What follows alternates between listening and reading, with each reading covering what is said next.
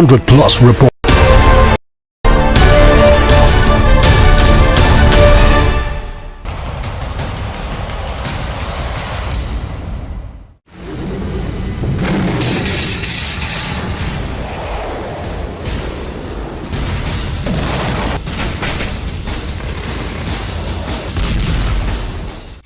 Zelensky की आंखें चमक उठेंगी जब उनको पता चलेगा कि अमेरिका से हजारों करोड़ की फिर बारिश होने वाली है। ज़ेलेंस्की को मिलने वाले हथियार बाइडेन अपने स्टॉक से निकाल कर देंगे, लेकिन ज़ेलेंस्की के लिए युद्ध के बीच ऐसी हथियार सप्लाई बहुत बड़ी लॉटरी जैसी है।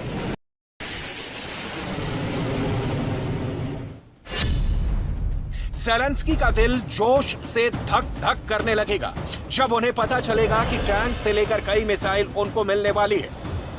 ज़ेलेंस्की की फौज रूस को हराने के बड़े बड़े दावे कर रही है और अब हथियारों की नई खेप पर अमेरिका में जब से चर्चा तेज हुई है, यूक्रेन का हौसला बढ़ गया है।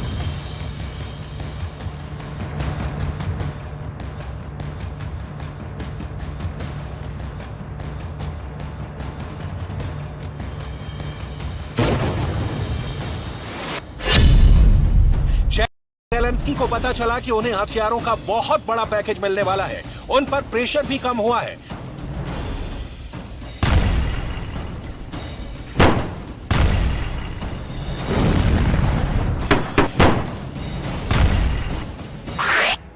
पुतिन से टक्कर लेने के लिए ज़ेलेंस्की को मिलने वाली है एक बहुत बड़े पैकेज की नई किश्त, जो यूक्रेन की फौज के लिए नई उम्मीद है, तो पुतिन के लिए ऐसा खतरा जो यूक्रेन में मिली कामयाबी को हार में बदल सकती है।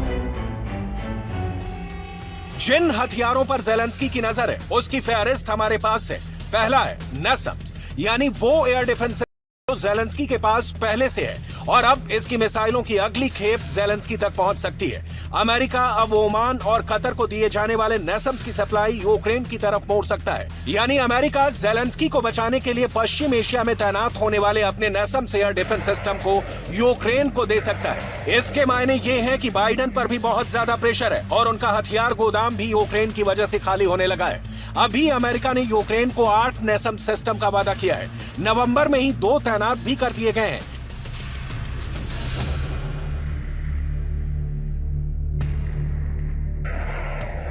NASAMS की ताकत क्या, आपको इस रिपोर्ट में आगे तफसील से बताएंगे।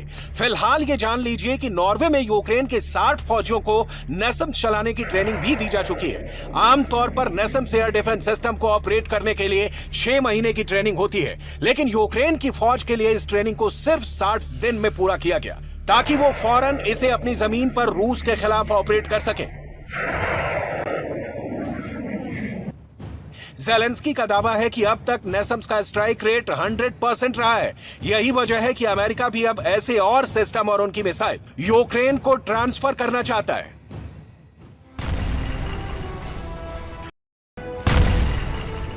ज़ेलेंस्की के एयर डिफेंस यूनिट को नई ताकत दी जा रही है, लेकिन वो सब सेकंड हैंड ही है।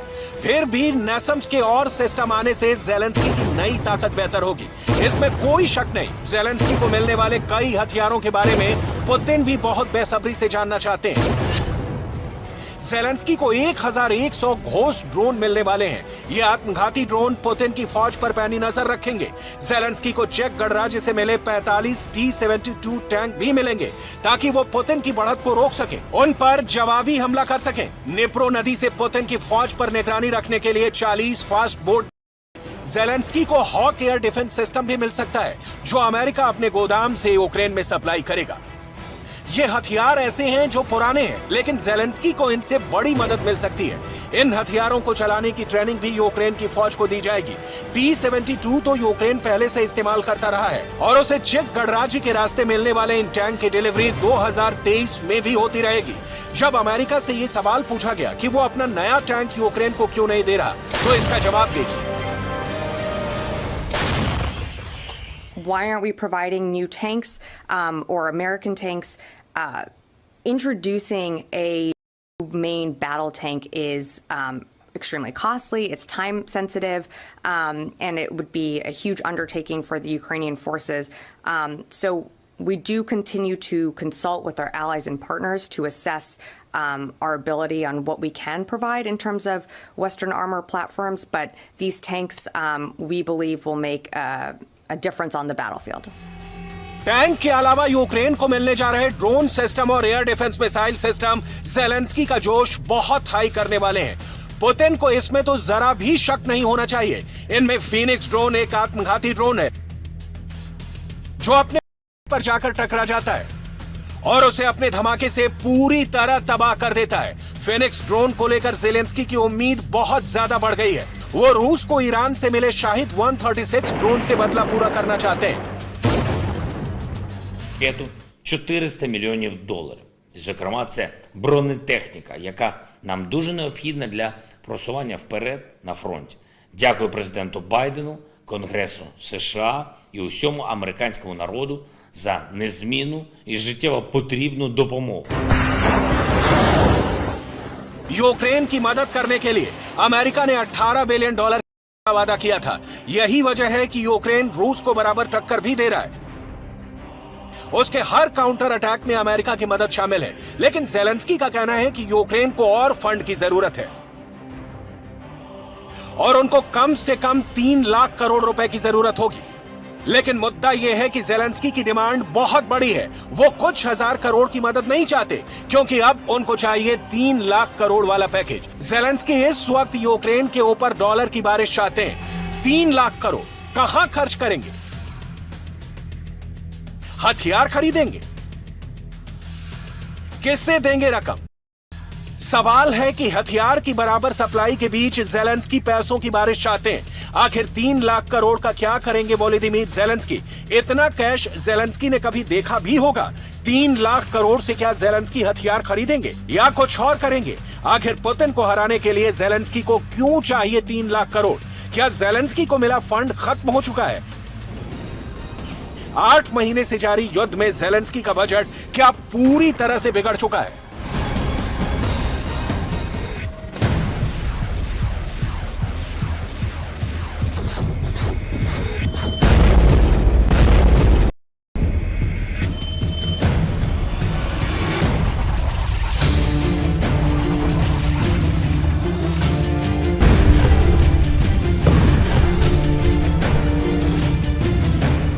ये बातें बाइडन भी जानते हैं कि पुतिन का प्लान क्या है। फ्रांस के राष्ट्रपति से मुलाकात के दौरान बाइडन ने पुतिन को लेकर क्या कहा, उनका बयान अमेरिका की रणनीति बहुत हद तक साफ कर देता है। There's one way for this war to end, the rational way. Putin to pull out of Ukraine, number one. But it appears he's not going to do that. He's paying a very heavy price for failing to do it, but he's inflicting incredible carnage on the civilian population of Ukraine, bombing nurseries, hospitals, children's homes. It's sick what he's doing. But the fact of the matter is, I have no immediate plans to contact Mr. Putin. Mr. Putin is, let me choose my words very carefully. I'm prepared to speak with Mr. Putin if in fact there is an interest in him deciding he's looking for a way to end the war. He hasn't done that yet.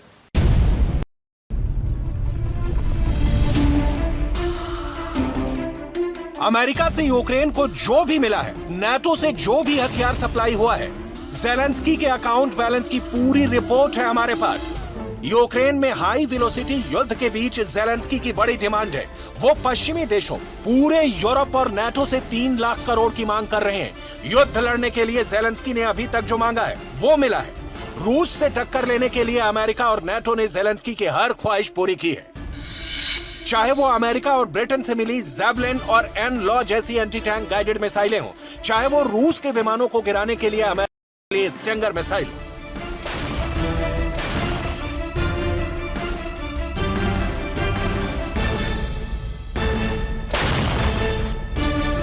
चाहे वो रूस की military position पर बमबारी के लिए America के HIMARS rocket system हो। हाइमर्स ने खेरसोन पर वापस कब्जा हासिल करने में यूक्रेन की बहुत मदद की है और यही वजह है कि ज़ेलेंस्की का ये फेवरेट हथियार है। हालांकि आर्टिलरी के मामले में वो अमेरिका के ही तोप पर पूरी तरह से निर्भर है। इनमें अमेरिका से ही मिली M777 तोप और उसके हजारों गोले शामिल हैं। वहीं ज़ेलेंस्की को पोलैंड और चेक गणराज्य से T-72 टैंक भी मिले हैं। इस वक्त ज़ेलेंस्की का इरादा पूरी ताकत समेटने का है। रूस की पोजीशन को लगातार अटैक करने का उनका काम जारी है। डॉनबास में उनकी फोर्स ने फाइट बैक वाली रणनीति पर तेजी से काम किया है और यही वजह है कि पुतिन को कुछ मोर्चों पर जबरदस्त झटका लगा है। इस वक्त युद्ध में रूस को हराने के लिए ज़ेलेंस्की को जो भी चाहिए वो उसे अपनी पहुंच में चाहते हैं। ऐसे में इस वक्त सबसे बड़ा सवाल है कि रूस की फौज पर लगातार गोले बरसाने, उसके हेलीकॉप्टर गिराने और रूस के ड्रोन को उड़ाने के बाद इस वक्त ज़ेलेंस्की का गोदाम कितना भरा है, कितना खाली है और 3 लाख करोड़ से क्या करना चाहते हैं। 3 लाख करोड़ में ज़ेलेंस्की किसका किसका गोदाम भरेंगे? यूक्रेन के युद्ध में ये बहुत बड़े सवाल हैं। खेरसॉन में पुतिन हार चुके हैं। ऐसे में अब पुतिन ने नदी के पार अपना झंडा बरकरार रखने पर फोकस बढ़ा दिया है। यूक्रेन का दावा है कि पुतिन को यहां से भी पीछे हटना पड़ेगा। 400 мільйонів доларів. Зокрема, це бронетехніка, яка нам дуже необхідна для просування вперед на фронті. Дякую президенту Байдену, Конгресу США і усьому американському народу за незмінну. यूक्रेन रूस की आर्टिलरी पोजीशन को लगातार निशाना बना रहा है। इसमें बहुत ही सटीक माने जाने वाली तोप का इस्तेमाल हो रहा है जो उसे अमेरिका से मिली है। इस वक्त कामो 52 हेलीकॉप्टर से रूस की सेना यूक्रेन के कई पोजीशन पर बमबारी कर रही है। यह हेलीकॉप्टर रूस की अटैक फॉर्मेशन में सबसे आगे है और इसकी बमबारी से यूक्रेन को कई इलाकों में भारी नुकसान हुआ है। वहीं पुतिन इस वक्त डॉनबास से आगे बढ़कर खार्किव और खेरसॉन में लगातार हवाई हमले करना चाहते हैं। ये वो इलाके हैं जहां पुतिन की फौज को मुंह की खानी पड़ी है।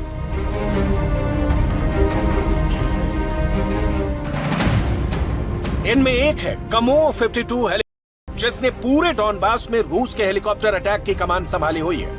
वहीं रूस का पुराना अटैक हेलीकॉप्टर Mi-35 जिसे फ्लाइंग टैंक भी कहा जाता है, उसकी तादाद भी ऑपरेशन में बढ़ा दी गई है। Mi-35 की बॉम्बिंग की तस्वीरें जमीन पर किसी भी दुश्मन के होश उड़ा सकती हैं। इसमें लगे रॉकेट जब एक साथ फायर किए जाते हैं तो एक बड़े इलाके में दुश्मन के पास भागने तक का रास्ता नहीं बचता। पुतिन के सामने इस वक्त बड़ी चुनौती खार्किव है। ऐसे में अगर खार्किव ज़ेलेंस्की के हाथ से निकला तो कीव को ज़ेलेंस्की कब तक बचा पाएंगे, ये बड़ा सवाल है। फिलहाल ज़ेलेंस्की के सामने है कि वो अपनी फौज तक हथियार कैसे पहुंचाए। यूक्रेन की फौज के पास बड़े हथियार तो हैं, लेकिन छोटे हथियारों की कमी हो चुकी है। उनके इन्फेंट्री या मिलिशिया के पास लड़ने के लिए अब हथियार खत्म हो रहे हैं। इसलिए ज़ेलेंस्की छोटा मोटा टारगेट नहीं रख रहे, वो सीधे 3 लाख करोड़ वाली रिक्वेस्ट दुनिया तक पहुंचा रहे हैं। लेकिन सवाल है कि उनको आखिर मिलेगा कितना। युद्ध लड़ना किसी भी देश के लिए आसान नहीं होता। रोज अरबों का गोला बारूद दागा जाता है। फौज की मूवमेंट पर इतना पैसा खर्च होता है जिसका कोई हिसाब नहीं। यही वजह है कि पुतिन का मुकाबला करने के लिए ज़ेलेंस्की अब अरब की बारिश चाहते हैं। ज़ेलेंस्की को पूरी उम्मीद है कि 3 लाख करोड़ की बारिश होगी तो वो पुतिन को हरा सकते हैं। कम से कम वो इस बात का भरोसा बाइडेन और नेटो को जरूर दे रहे हैं। ज़ेलेंस्की को रोजाना मिलने वाली रिपोर्ट में उन्हें सिर्फ वही बातें बताई जाती हैं जिससे वो खुश हो। Невельське, Красногорівка і Мар'їнка на Донеччині. В той же час противник завдав 5 ракетних, 27 авіаційних ударів та здійснив 44 обстріли з реактивних систем залпового вогню по цивільній інфраструктурі та позиціях наших військ вздовж. रूस इस वक्त ड्रोन और मिसाइलों से ज़ेलेंस्की के हथियार गोदाम को टारगेट कर रहा है। उसके निशाने पर अमेरिका से मिले हथियार हैं। ज़ेलेंस्की के ऐसे अड्डों को टारगेट किया जा रहा है जहां पर अमेरिका से मिले लॉन्ग रेंज वाले वेपन सिस्टम रखे गए हैं। ऐसे में यही वजह है कि रूस के हवाई हमलों को रोकने के लिए अमेरिका के NASAMS एयर डिफेंस सिस्टम भी तैनात कर दिए गए हैं। जो NASAMS अमेरिका और नॉर्वे ने ज़ेलेंस्की के लिए भेजे हैं, उसके लिए कारतूस ब्रिटेन भेज रहा है। यानी इसमें इस्तेमाल होने वाली एमरम मिसाइल ब्रिटेन से आ रही है। इसमें कोई शक नहीं कि रूस के खिलाफ नाटो की तरफ से ये बहुत खास एयर डिफेंस सिस्टम यूक्रेन को बड़ी ताकत देगा और इसे लेकर ज़ेलेंस्की और यूक्रेन की टॉप मिलिट्री कमांड ज्यादा राहत महसूस कर रही है। इसकी बड़ी वजह जानने से पहले इस हथियार की सबसे खास बातें जान लीजिए जिस पर रूस के टॉप कमांडर्स की भी नजर है। अमेरिका और नॉर्वे का ज्वाइंट प्रोजेक्ट है नेसम्स। मीडियम रेंज का एयर डिफेंस सिस्टम है। ये 30 किलोमीटर की रेंज में किसी भी ड्रोन, क्रूज, मिसाइल या फाइटर जेट को खत्म कर सकता है। अब देखिए रूस के वो कौन से जहाज हैं जिनके लिए नेसम्स एयर डिफेंस सिस्टम यमराज साबित होगा। ये है रूस का सुखोई 25 बॉम्बर, जो एक फ्लाइंग टैंक भी कहा जाता है। ये नीचे उड़ते हुए यूक्रेन की फौज पर जबरदस्त बमबारी करता है और इसी की वजह से ज़ेलेंस्की की फौज फ्रंट हार चुकी है। ऐसे ही विमानों को अब यूक्रेन में बहुत संभल कर उड़ना होगा, क्योंकि वो नॉर्वे और अमेरिका के बनाए गए नेसम्स सिस्टम की मिसाइल का आसान निशाना बन सकते हैं। अमेरिका से जारी मदद के बीच वहां की पॉलिटिकल अफेयर्स मामलों के उप मंत्री विक्टोरिया न्यूलैंड यूक्रेन गए और अपने ही देश में शरणार्थी बन गए लोगों से मिली। कीव में ऐसे लोग जो खार्किव और खेरसॉन से आकर आसरा लिए हुए हैं, उनसे मुलाकात के बाद विक्टोरिया न्यूलैंड ने पुतिन के लिए क्या कहा, बहुत गौर से सुनिएगा। President Putin knows best. This war could stop today if he chose to stop it and withdrew his forces, and then negotiations can begin. देखा जाए तो करीब 10 महीने से जो युद्ध जारी है, उसमें ऐसे कई हथियारों की यूक्रेन के हमलों में सबसे बड़ी भूमिका रही है। इन्हीं हथियारों की वजह से अब तक रूस की विशाल मिलिट्री पावर के आगे ज़ेलेंस्की ने पूरी तरह घुटने नहीं टेके हैं। वो चाहे डॉनबास बुरी तरह हार चुके हैं, लेकिन खेरसॉन में ज़ेलेंस्की ने वापसी की है। हालांकि अपनी राजधानी कीव को वो बचा लेंगे या नहीं, ये पूरी तरह अमेरिका और नेटो से मिलने वाली हथियार सप्लाई और युद्ध वाली फंडिंग पर निर्भर करेगा।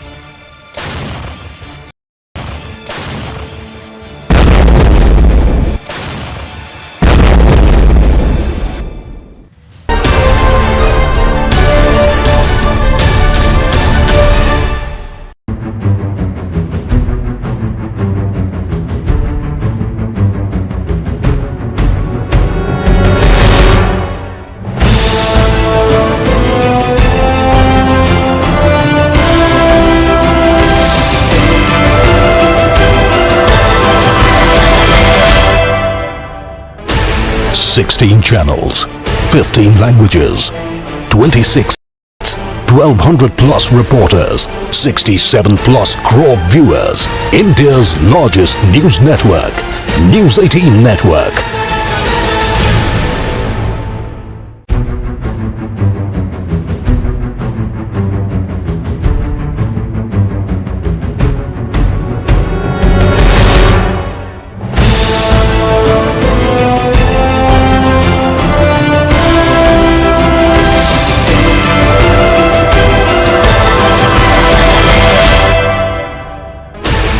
Sixteen channels, 15 languages, 26 states, 1,200 plus reporters, 67 plus crore viewers. India's largest news network, News 18.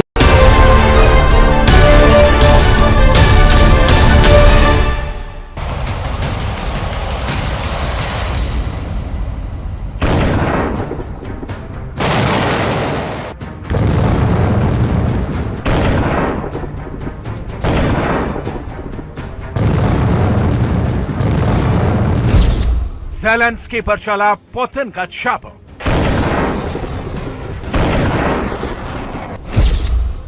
Putin चाबुक चला तो कैसे मारे गए ज़ेलेंस्की के 40 टारगेट।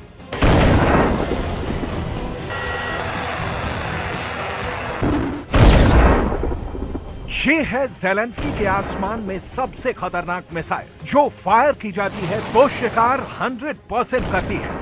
इसकी पूरी गारंटी पुतिन की फौज देती है।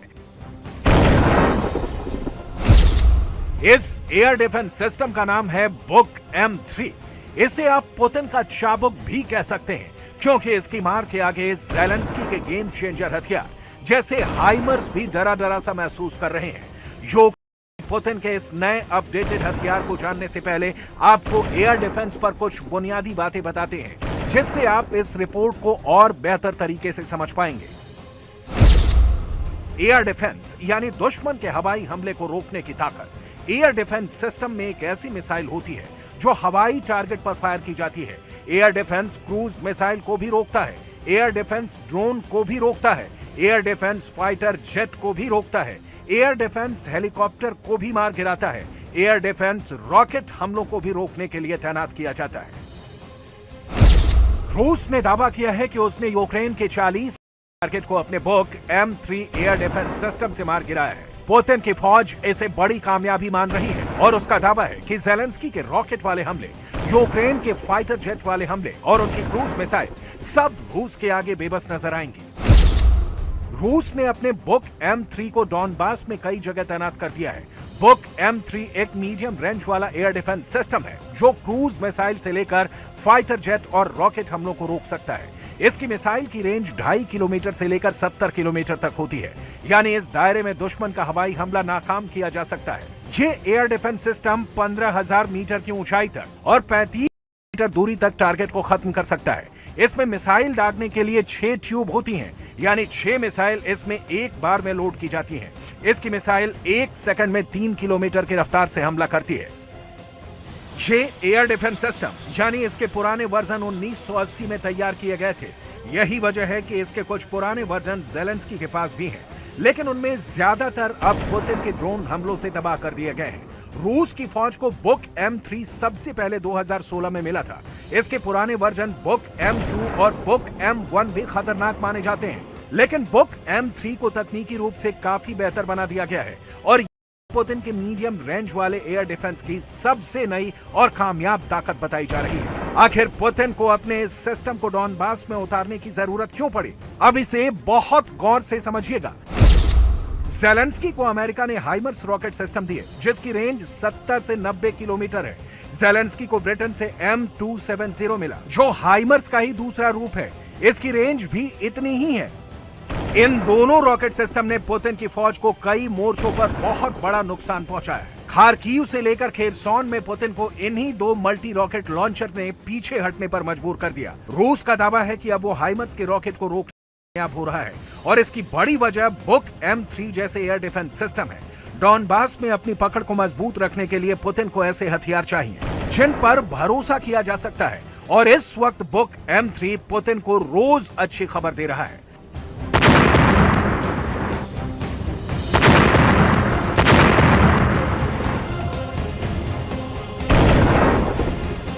Оперативно-тактической армейской авиации, ракетными войсками и артиллерией поражены пункты управления 3-й танковой бригады Вооруженных сил Украины. बुक M3 तो रूस की फौज में अभी शामिल किया गया है, लेकिन रूस इस को 80 के दशक से इस्तेमाल कर रहा है। नाटो इस एयर डिफेंस सिस्टम को SA-17 या ग्रिजली के नाम से भी पुकारता है। शुरुआत यानी 1980 के दशक में बुक के पहले वर्जन की रेंज 25 किलोमीटर तक थी, लेकिन 1997 में आए इसके M1 वर्जन की ताकत बढ़कर 45 किलोमीटर कर दी गई। 2016 में जो बुक M3 शामिल किया गया उसकी रेंज 70 किलोमीटर तक होने का दावा किया जाता है। ऐसे हथियार अब पुतिन को खेरसॉन की हार भुलाने की ताकत दे रहे हैं। पुतिन की फौज को भरोसा दिला रहे हैं कि खेरसॉन तो हाइमर्स ने उनसे छीन लिया, लेकिन अब डॉनबास का कोई इलाका ज़ेलेंस्की वापस नहीं ले पाएंगे। भरोसे की वजह से पुतिन ने अब ज़ेलेंस्की के ठिकानों पर हमले बढ़ा दिए हैं और उनके अटैक का दायरा अब खेरसॉन के उन इलाकों तक पहुंच गया है जहां पहले पुतिन की सेना का कब्जा हो चुका था।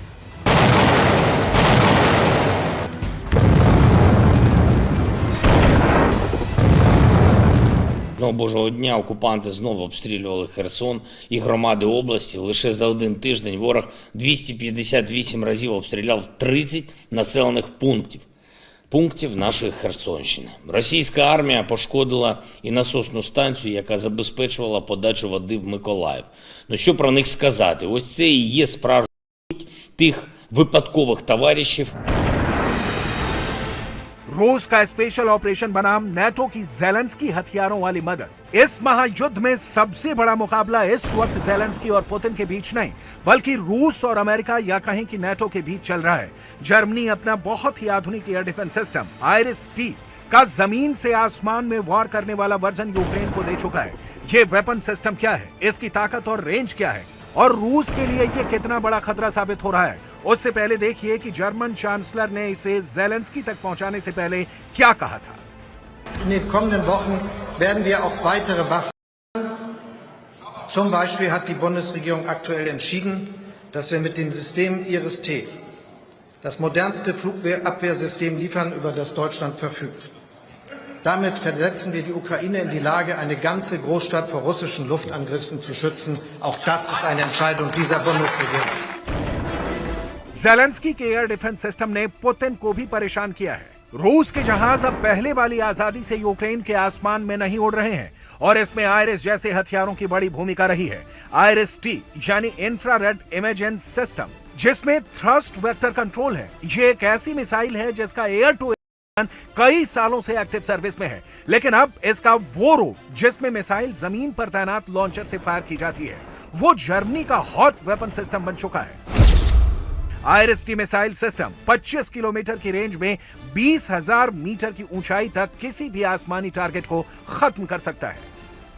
यह मिसाइल सिस्टम यूक्रेन को इसलिए दिया गया क्योंकि रूस अपनी बमबारी में ज़ेलेंस्की के ज्यादातर एयर डिफेंस सिस्टम खत्म कर चुका है। यूक्रेन के पास खुद को रशियन एयरफोर्स से बचाने के लिए स्टिंगर के अलावा कोई खास हथियार नहीं बचा, तो उसे ऐसे हथियार मिलने शुरू हो गए।